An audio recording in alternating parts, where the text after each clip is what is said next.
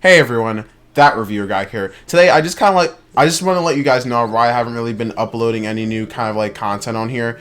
For starters, I've really been active on Twitch as of recently, so if you haven't already, make sure to go follow me on Twitch. I'm trying to at least reach 50 followers soon, so it would be a huge help if you go follow me on my Twitch channel. Again, I've moved all of my gaming content toward there, so I've been streaming there at night as of recently. So because usually I would have worked on my videos during the nighttime, but I dedicated the days I have off to the days I work on videos now. So if you haven't already, make sure to go drop me a follow on Twitch. I moved all my gaming content there, so if you want to watch me play Danganronpa 2, for example, go follow me on there, and there'll be more gaming stuff on there soon.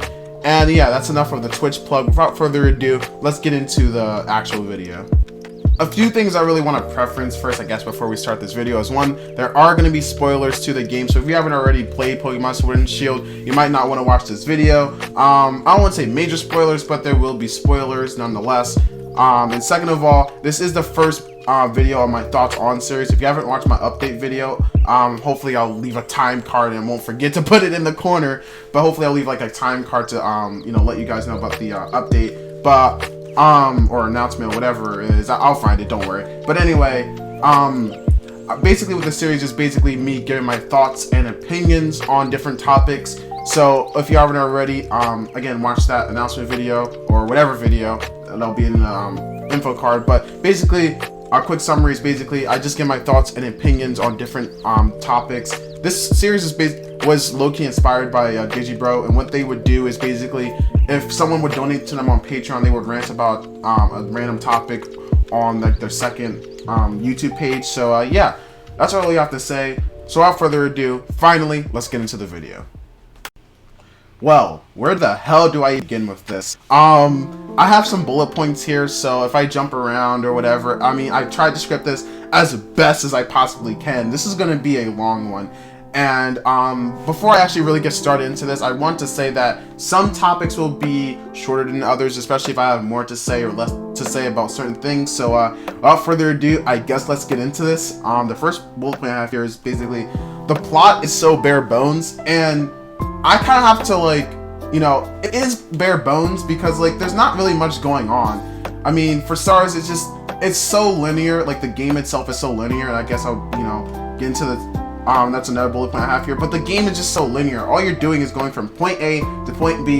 There's not really much meat in here. I mean, there are a few times where basically they give you some plot and exposition, but it's so boring. There's no exciting stuff to this like story or anything. I mean, it's not an interesting story. It's fine nonetheless, and the goal is to ultimately beat the champion. But in terms of like the side stuff and like all the all together plot, the Darkest Day, and just listen, I haven't played this game in like I just recently got off this game. I forgot about the plot. It's so forgettable.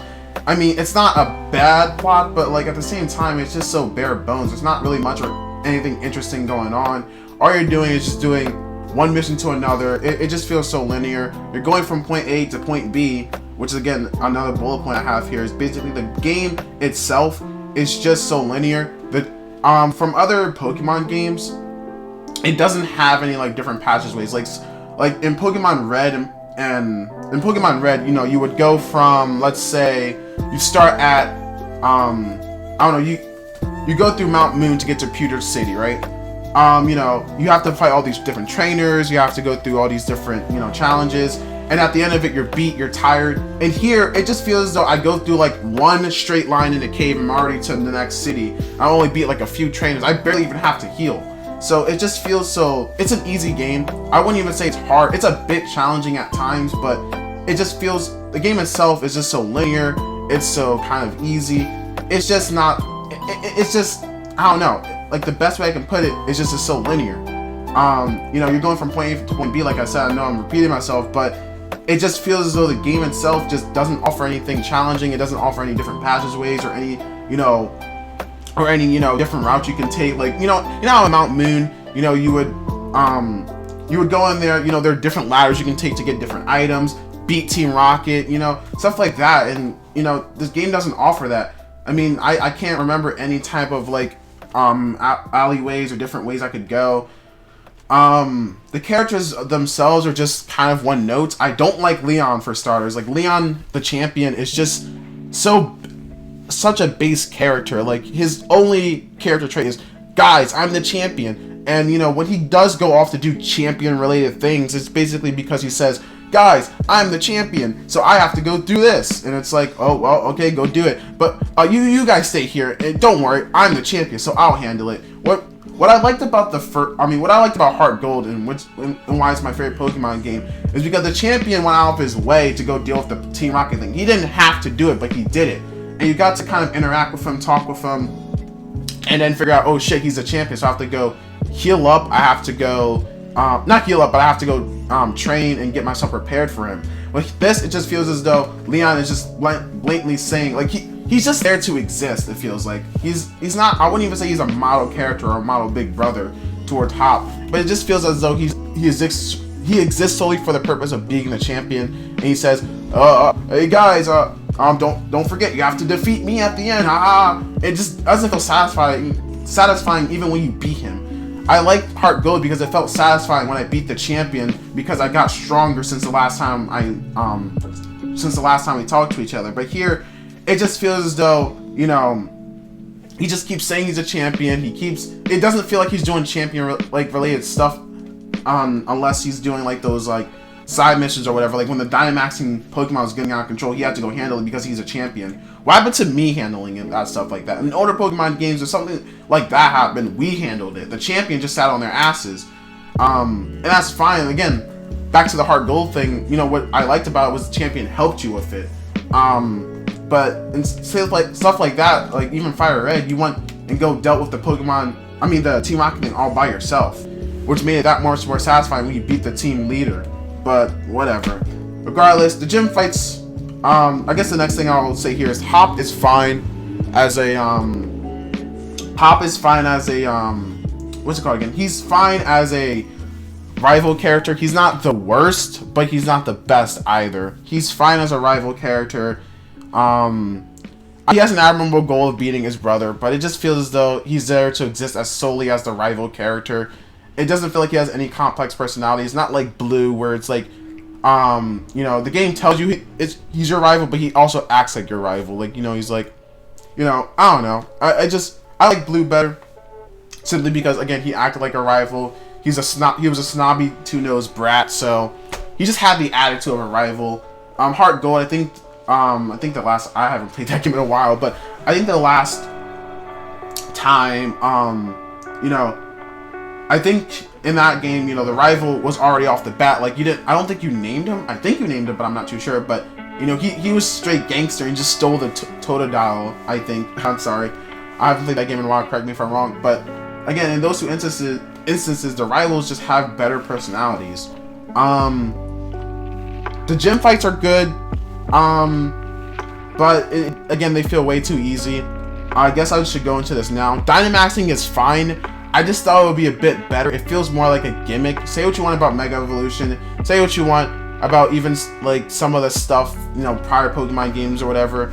At least those gimmicks were kind of like useful a little bit, and they were used practically better than Dynamaxing. Dynamaxing is fine, and there are some moves I do really like with Dynamaxing, but it just feels so...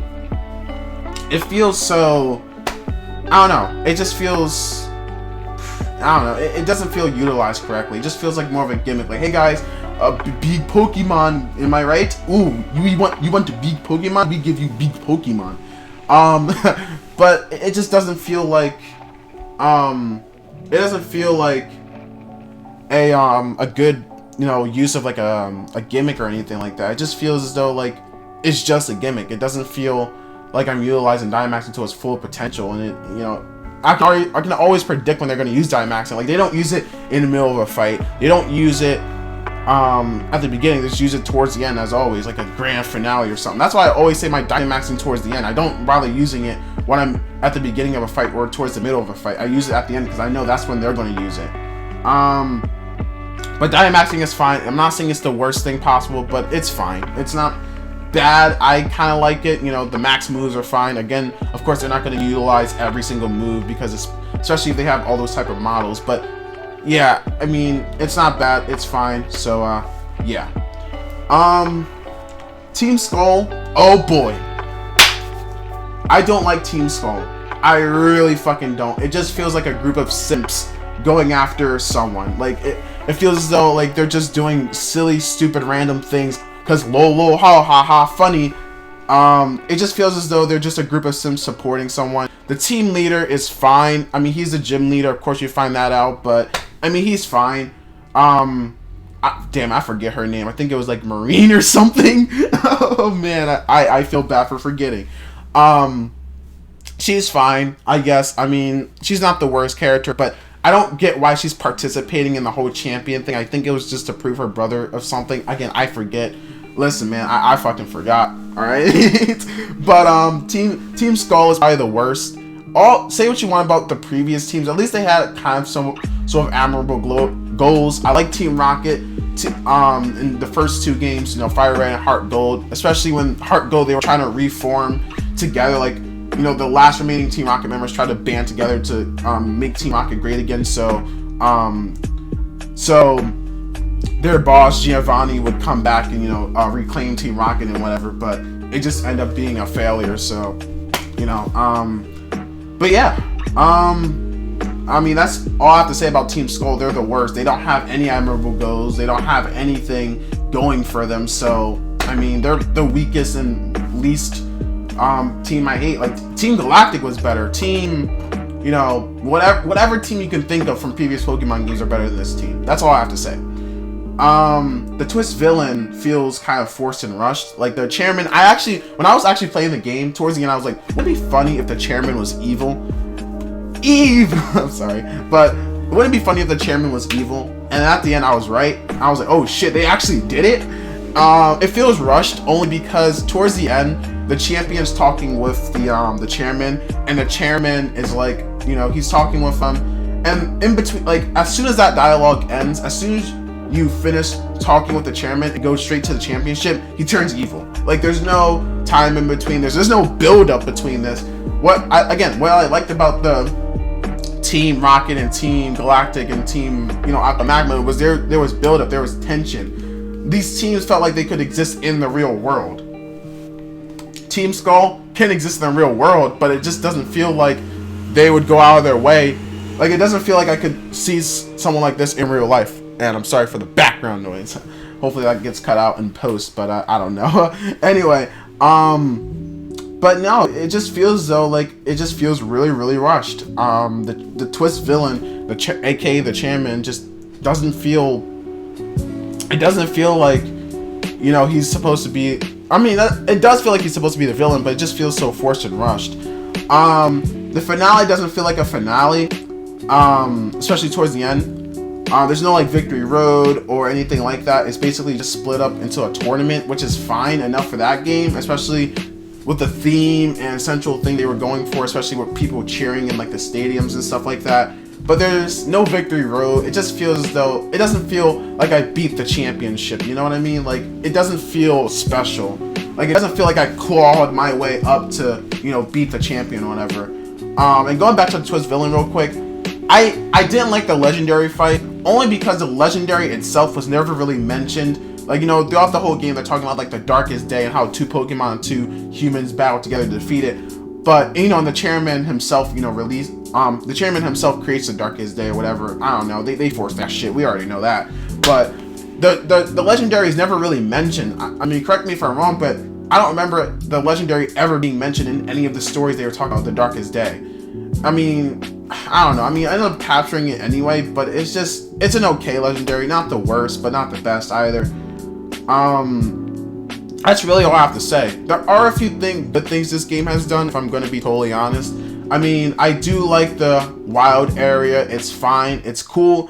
I like being able to see the Pokemon before I can actually capture them. That was one of my main problems in the first game, was the fact that, like, I hated walking a few steps and then running into Pokemon, and not being able to, like, capture the Pokemon I actually wanted to capture. So this game does a good job of doing that.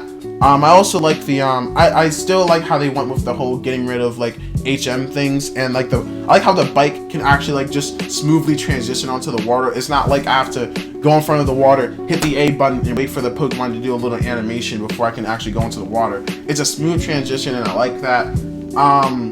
one of the last things I want to point out, and what I should have said in the beginning, I knew I fucking forgot to say this, but I'm not really, the DLC is fine. I'm not going to really go deep dive into it. I've only played a little fraction of it. I really wasn't interested in playing it all towards the end. It was fine. The DLC is cool, but I really wasn't that much into it to finish it all the way towards the end.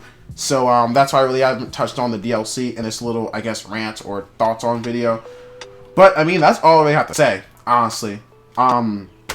It's an okay Pokemon game. Definitely the weakest one. I highly enjoyed Pokemon Pikachu and Let's Go Eevee.